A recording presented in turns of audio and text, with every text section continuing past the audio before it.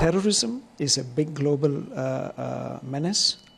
International cooperation is vital for countering terrorism. In the development arena, how do we continue on the path of empowering women and ensuring women-led development? The new technologies that have come up, new developments in science and technology have brought forth new areas like artificial intelligence, biotechnology. The focus of this summit is the future. Addressing the whole issue of reform of the UN would require a time-bound process. A United Nations that is not reformed would not have credibility in facing the challenges of today's world. India is a huge contributor to global peacekeeping missions. Our peacekeepers, over 280,000 of them, have served in numerous peacekeeping missions around the world.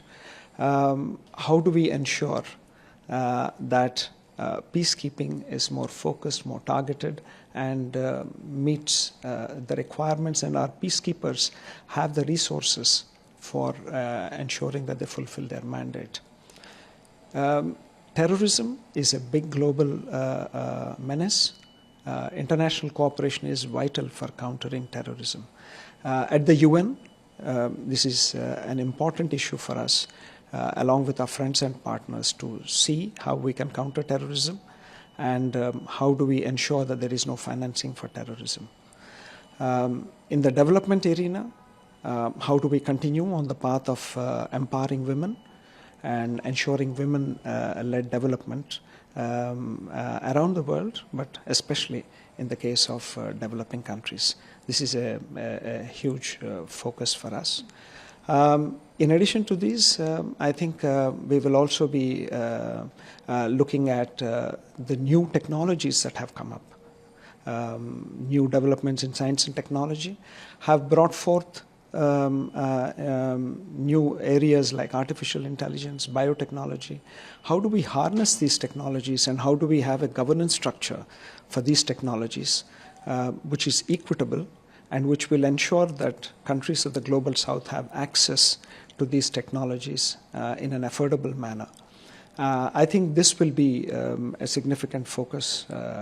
How do we harness innovation and how do we bring in all countries and make it an inclusive process so that no one is left out or no one is left behind?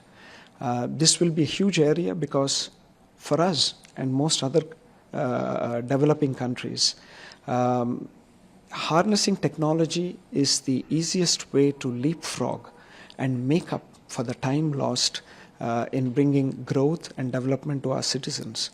India's example of the last few years of harnessing technology is a shining example, and I think this is something that we will closely look to see how we can ensure that the governance structures for new technologies is in a manner that is beneficial to countries of the global south.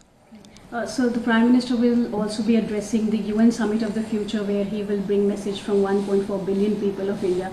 What is the one message that he would give to the world leaders, and what topics can we expect during his address? Well, I think we should wait for, we look forward eagerly to Honorable Prime Minister's visit and to hear his message. But as the Secretary General said, we have a UN system built by our grandfathers, and this is not a future that we can leave for our grandchildren. So the focus of this summit is the future, and our youth are the future. India has the largest youth component globally. For a country of 1.4 billion people, a majority of our citizens are young. They are the youth. They are the future. I think when Prime Minister speaks, he speaks and brings the message of the youth of India to the whole world.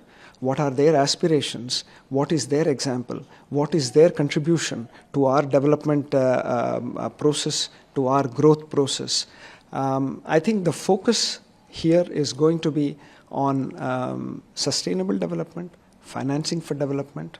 A significant focus will be on looking at how we can harness technologies, again, keeping in view the focus is on the future and that we need to involve the youth. How do we bring in the youth in all aspects of governance, in all aspects of nation building, in all aspects of our development process? I think this will be a big focus, and we are eagerly waiting to look forward and to hear the Prime Minister's message. Right. So India has been at the forefront when it comes to UN Security Council reforms, and the Pact of the Future contains language on how the reforms can be taken forward. How does India assess the Pact's proposal on UNSC reforms?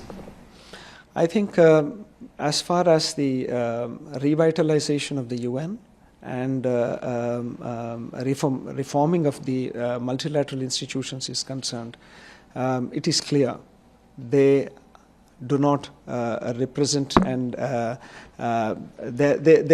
are not able to face the challenges of today's world.